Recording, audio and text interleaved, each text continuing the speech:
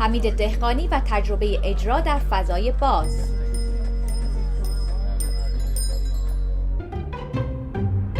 نزدیک به 1 ساله که سالن‌های نمایش در خیلی از کشورها خلوت شدن یا تعطیل شدند. برای همین بعضی از گروه‌های تئاتر برای اینکه بتونن در این شرایط به کارشون ادامه بدن، به اجرا در فضای باز رو آوردن. مثل یک گروه تئاتر در شیکاگو که در فضای عمومی پارک نمایشی مبتنی بر بداهه پردازی اجرا کرده.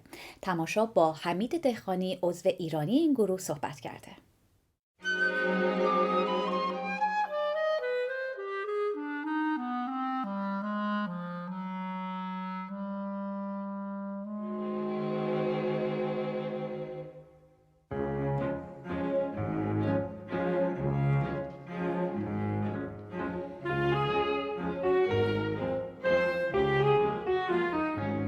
حمید دهقانی هستم، کارگردان تئاتر.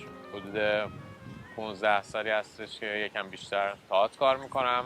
الان حدود 2 سالی هستش که با آمریکا اومدم برای ادامه تحصیل. اینجا توی شیکاگو تا حالا 2 تا کارگردانی کردم توی آمریکا، ولی اخیراً به خاطر شرایطی که به وجود اومد تمام تئاتر تقریبا تعطیل شدن. من و یه سری از دوستان هنرمندم تصمیم گرفتیم که یک گروه تئاتر تشکیل بدیم که بتونیم بیرون از فضای سالن تئاتر نمایش اجرا کنیم. اسم گروهمون هست استودیو تئاتر چمن یا علف، به خاطر اینکه توی فضای بیرون توی پارک ها معمولا اجرا میکنیم که بتونیم با مخاطب بیشتر درگیر باشیم و در ارتباط باشیم.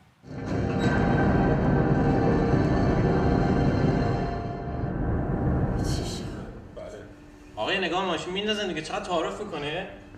واقعا تنظیمه؟ بادماداش چی؟ اونا هم تنظیمن؟ وارد تعمیرگاه می‌خواستی بدین فرمونه رو تنظیم کنم، چون تنظیم نباشه اون جلوتر جنگله. از نمایشایی که توی ایران کار کردم، برای خود من مهمترینشون نمایش از اطراف میلاد بود که جوایز زیادی هم گرفت و توی سالن ایران شهر اجرا شد. تمرینای خیلی خوبی داشت، بازیگرای خیلی خلاق که از دل بچهای دانشکده سینما تئاتر شکل گرفت اومد بالا. نمایش دیگه که آخرین نمایشی بود که توی ایران کار کردم، نمایش تخلف میزانسنی که سهراب بود. نمایشنامه‌اش رو خودم نوشتم و توی سالن تماشاخانه استاد انتظامی توی خانه هنرمندان اجرا شد.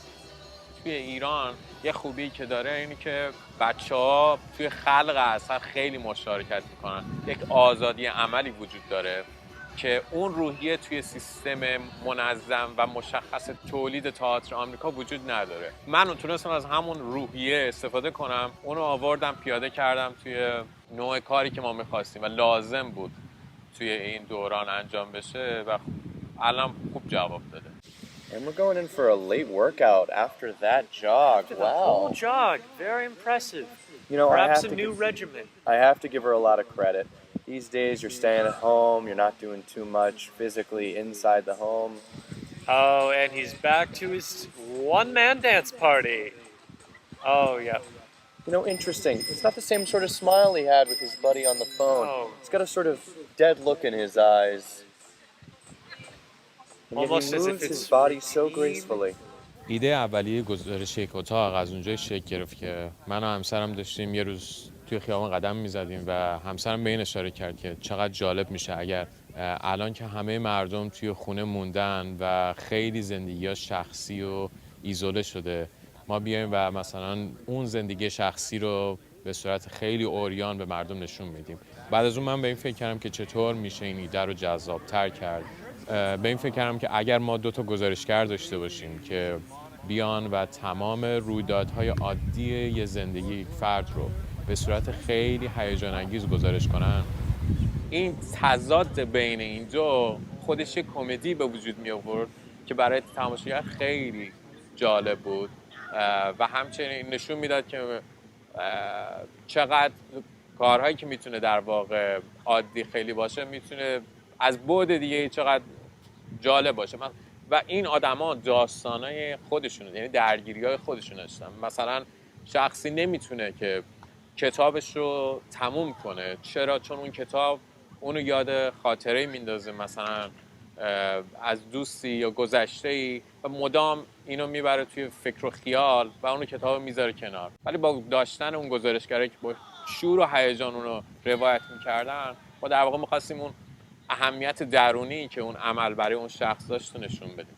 Moving on to the leaves, one might argue the most interesting part of her subject. ویژگی بداهه‌پردازی اینه که شما نمیتونید همه چیز رو پیش بینی کنید. بنابراین یک اتفاقات جالبی که مثلا توی اجرای اول افتاد، جزئی از کار شد. یکی از اونها این بود که گزارشگرای ما صداشون با تأخیر به بلندگوها میرسید و خود این یک ویژگی کار شده بود. با وجودی که خیلی نزدیک بودیم به مخاطب، با وجودی که کنار اونام بودیم، این اتاق و گزارشگرا توی یک فضای دیگه وجود داشتن. یک محیط نمایشی دیگه براشون ایجاد میکرد. اما چیز کلی که وجود داشت این بود که همه ما داستان داشتیم با تمام اشیا و توی اون داستان‌ها آدما به هم ربط پیدا میکردن. یک جایی ما به هم گره خورده بودیم. مثلا من اون مبل راحتی رو توی گذشته از کسی خریده بودم که بر حسب اتفاق گزارشگر به این اشاره میکرد که اون آدم امیلی بوده، یه فرد دیگه که دوباره توی همین اتاق زندگی میکرد و به این ترتیب ما خطوط زمانی و مکانی رو در واقع باهاشون بازی کردیم و شکوندیم.